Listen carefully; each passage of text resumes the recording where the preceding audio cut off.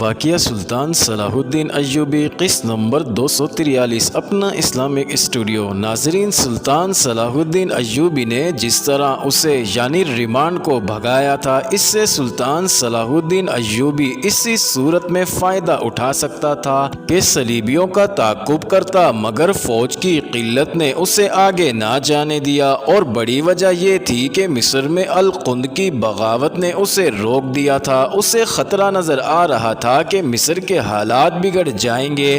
اس صورت میں اسے مصر چلے جانا تھا۔ وہ اس صورتحال سے ڈرتا تھا، اگر اسے مصر جانا پڑتا تو مسلمان امراء عالم اسلام کو صلیبیوں کے ہاتھ بیچ ڈالتے۔ ناظرین، اس کا دار و مدار اس پر تھا کہ مصر سے اسے کیا اطلاع ملتی ہے۔ اپنے مشیروں اور کمانڈروں سے وہ مصر کے متعلق ہی پریشانی کا اظہار کر رہا تھا جب اسے اطلاع ملی کہ قاہرہ سے قاصد آیا ہے۔ ناظرین، سلطان صلاح الدین ایوبی نے بادشاہوں کی طرح یہ نہ کہا کہ اسے اندر بھیج دو۔ وہ اٹھا اور دوڑتا خیمے سے باہر نکل گیا۔ قاصد اتنے لمبے سفر کی تھکن سے چور گھوڑے سے اتر کر خیمے کی طرف آ رہا تھا۔ ناظرین، سلطان صلاح الدین ایوبی نے گھبراہٹ کے لہجے میں پوچھا، کوئی اچھی خبر لائے ہو؟ بہت اچھی، سلطان عالی مقام، اس نے جواب دیا۔ محترم العادل نے حبشیوں کے لشکر کو اسوان کی پہاڑیوں میں ایسی شکست دی ہے کہ اب سوڈان کی طرف سے لمبے عرصے تک کوئی خطرہ نہیں رہا۔ سلطان صلاح الدین ایوبی نے دونوں ہاتھ جوڑ کر آسمان کی طرف دیکھا اور خدا کا شکر ادا کیا۔ خیمے سے دوسرے لوگ بھی باہر آ گئے تھے۔ ناظرین، سلطان صلاح الدین ایوبی نے انہیں خوشخبری سنائی اور قاصد کو خیمے میں لے گیا۔ اس کے لیے کھانا وہیں لانے کو کہا اور اس سے اسوان کے معرکے کی تفصیل سن کر پوچھا، اپنی فوج کی شہادت کتنی ہے؟ 327 شہید، قاصد نے جواب دیا۔ 500 سے کچھ زیادہ زخمی، دشمن کا تمام تر جنگی سامان ہمارے ہاتھ لگا ہے۔ 1210 حبشی قیدی پکڑے ہیں۔ صلیبی اور سوڈانی سردار اور کمانڈر جو قید کیے گئے ہیں وہ الگ ہیں۔ قاصد نے پوچھا، محترم العادل نے پوچھا ہے کہ قیدیوں کے متعلق کیا حکم ہے؟ صلیبی اور سوڈانی سالاروں اور کمانڈروں کو قید خانے میں ڈال دو، سلطان صلاح الدین ایوبی نے کہا، اور گہری سوچ میں پڑ گئے۔ ناظرین، کچھ دیر بعد کہنے لگا، اور وہ جو 1000 اور کچھ حبشی قیدی ہیں انہیں اسوان کی پہاڑیوں میں لے جاؤ۔ وہ جن غاروں میں چھپے تھے وہ ان سے پتھروں سے بھرواؤ۔ وہاں فرعونوں کے جو زمین دوز محل ہیں انہیں بھی پتھروں سے بھر دو۔ یہ کام ان حبشیوں سے کرواؤ۔ اگر پہاڑ کھودنے پڑیں تو ان حبشیوں سے کھدواؤ۔ وہاں کوئی غار اور پہاڑیوں کے اندر کوئی محل نہ رہے۔ العادل سے کہنا کہ قیدیوں کے ساتھ غیر انسانی سلوک نہ کرنا، روزانہ ان سے اتنا کام لینا جتنا ایک انسان کر سکتا ہے۔ کوئی قیدی بھوکا اور پیاسا نہ رہے، اور کسی پر صرف اس لیے تشدد نہ ہو کہ وہ قیدی ہے۔ وہیں اسوان کے قریب کھلا قید خانہ بنا لو اور کھانے کا انتظام وہیں کرو۔ اس کام میں کئی سال لگیں گے۔ اگر تمہارے سامنے کوئی اور کام ہو تو وہ ان قیدیوں سے کراؤ، اور اگر سوڈانی اپنے قیدیوں کی واپسی کا مطالبہ کریں تو مجھے اطلاع دینا، میں خود ان کے ساتھ سودا کروں گا۔ اس پیغام کے بعد سلطان صلاح الدین ایوبی نے قاصد سے کہا، العادل سے کہنا کہ مجھے کمک کی شدید ضرورت ہے، اپنی ضرورت کا بھی خیال رکھنا۔ بھرتی اور تیز کر دو، جنگی مشقیں ہر وقت جاری رکھو، جاسوسی کا جال اور زیادہ پھیلا دو۔ اگر القند جیسا قابل اعتماد سالار غداری کا مرتکب ہو سکتا ہے تو تم بھی غدار ہو سکتے ہو، اور میں بھی۔ اب کسی پر بھروسہ نہ کرنا۔ علی بن سفیان سے کہنا کہ اور تیز اور چکنا ہو جائے، مصر سے کمک آنے تک میں کوئی جارحانہ کارروائی نہ کروں تو بہتر ہوگا۔ ناظرین، سلطان صلاح الدین ایوبی نے قاصد کو واپس روانہ کر کے اپنے سالاروں وغیرہ سے کہا، ابھی ہم ان کامیابیوں کے دفاع میں رہیں گے جو ہم حاصل کر چکے ہیں۔ اپنی موجودہ صورتحال پر ایک نظر ڈالو، تمہارا سب سے بڑا دشمن تمہارا اپنا بھائی ہے، تمہارے طاقتور دشمن 3 ہیں۔ حلب میں الملک الصالح بیٹھا ہے، دوسرا اس کا قلعہ دار گمشتگین ہے جو حران کی فوج تیار کیے ہوئے ہے، اور تیسرا سیف الدین ہے جو موصل کا حاکم ہے، اور یہ تینوں فوجیں اکٹھی ہو گئی تو ہمارے لیے ان کا مقابلہ آسان نہیں ہوگا۔ ریمانڈ کو تم نے پسپا کر دیا ہے، لیکن وہ اس انتظار میں ہے کہ مسلمان فوجیں آپس میں الجھ جائیں تو وہ ہمارے عقب میں آ جائے۔ میں محصور ہو کر بھی لڑ سکتا ہوں لیکن لڑنا چاہوں گا نہیں۔ کیا ایک کوشش اور نہ کی جائے کہ الملک الصالح سیف الدین اور گمشتگین کو اسلام اور قرآن کا واسطہ دے کر راہ راست پر لایا جائے؟ ایک سالار نے کہا۔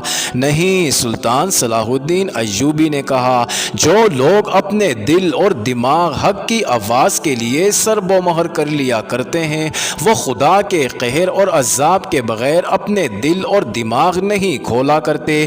کیا میں کوشش نہیں کر چکا؟ اس کے جواب میں مجھے دھمکیاں ملی۔ اگر اب میں صلح اور سمجھوتے کے لیے ایلچی بھیجوں گا تو وہ لوگ کہیں گے کہ سلطان صلاح الدین ایوبی لڑنے سے گھبراتا اور ڈرتا ہے۔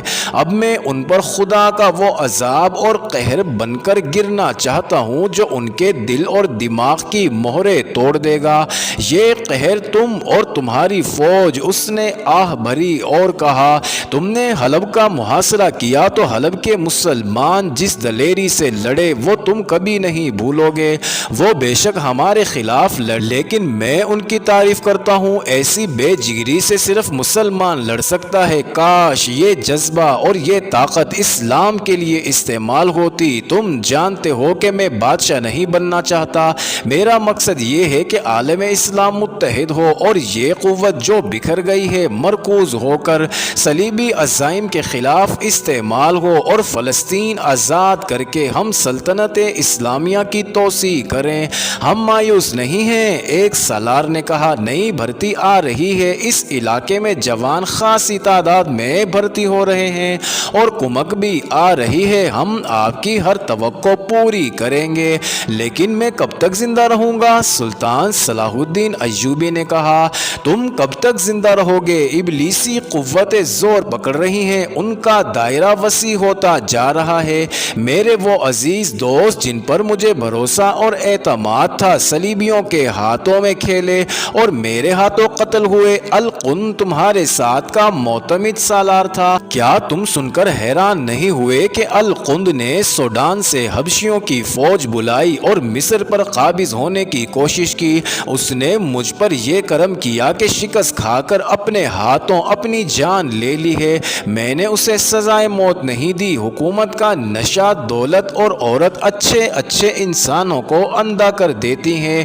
ایمان میں کیا رکھا ہے؟ ایمان سونے کی طرح چمکتا نہیں، عورت کی طرح عیاشی کا ذریعہ نہیں بنتا، اور ایمان بادشاہ اور فرعون نہیں بننے دیتا۔ ایک بار روح کے دروازے بند کر لو تو ایمان بیکار شے بن جاتا ہے، پھر عقل پر پردے پڑ جاتے ہیں۔ اسپین سے تمہارا پرچم کیوں اترا؟ تاریخ کہتی ہے کہ یہ کفار کی سازش کا نتیجہ تھا، مگر ان کی سازشیں کیوں کامیاب ہوئی؟ کیونکہ خود مسلمانوں نے اپنے آپ کو کفار کا آلہ کار بنایا اور اجرت وصول کی۔ اسپین ان کا تھا جنہوں نے سمندر پار جا کر کشتیاں جلا ڈالی تھیں تاکہ واپسی کا خیال ہی دل سے نکل جائے۔ اسپین کی قیمت وہی جانتے ہیں جنہوں نے یہ قیمت دی تھی۔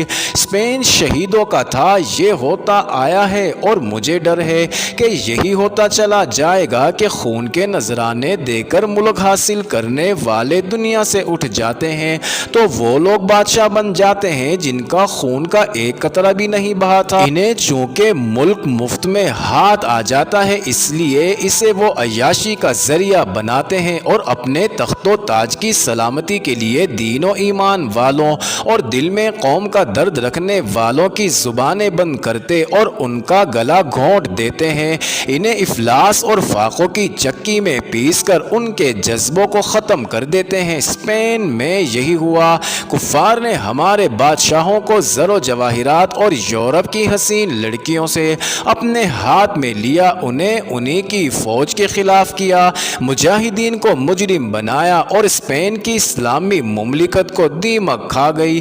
ہمارے رسول اکرم صلی اللہ علیہ وسلم کے پروانوں نے لہو کے چراغ جلا کر آدھی دنیا کو حق کی آواز سے منور کیا۔ کہاں ہیں وہ چراغ؟ ایک ایک کر کے بجھتے جا رہے ہیں۔ یہ چراغ لہو مانگتے ہیں، مگر لہو دینے والے صلیبیوں کی شراب اور عورت کے طلسم میں گم ہو گئے ہیں۔ ان لوگوں کو یہ سلطنت مفت ہاتھ آئی ہے، وہ ان شہیدوں کو بھول چکے ہیں جن کے خون کے عوض خدا نے قوم کو یہ سلطنت عطا کی تھی، اور خدا نے یہ سلطنت بادشاہیاں قائم کرنے اور عیاشی کے لیے عطا نہیں کی تھی، بلکہ اس لیے کہ اسے مرکز بنا کر اسلام کا نور ساری دنیا میں پھیلایا جائے اور بنی نوع انسان کو شر کی قوتوں سے نجات دلائی جائے۔ مگر شر کا جادو چل گیا، اور آج جب قبلہ اول پر کفار کا قبضہ ہے، ہم ایک دوسرے کا خون بہا رہے ہیں۔ کافر سے پہلے غدار کا قتل ضروری ہے۔ ایک مشیر نے کہا، اگر ہم حق پر ہیں تو ہم ناکام نہیں ہوں گے۔ مجھے یہ نظر آ رہا ہے کہ یہ خطہ خون میں ہی ڈوبا رہے گا۔ معزز ناظرین، یہ انٹرسٹنگ ویڈیو جاری ہے، اگلی ویڈیو قسط نمبر 244 میں دیکھنا مت بھولیے گا۔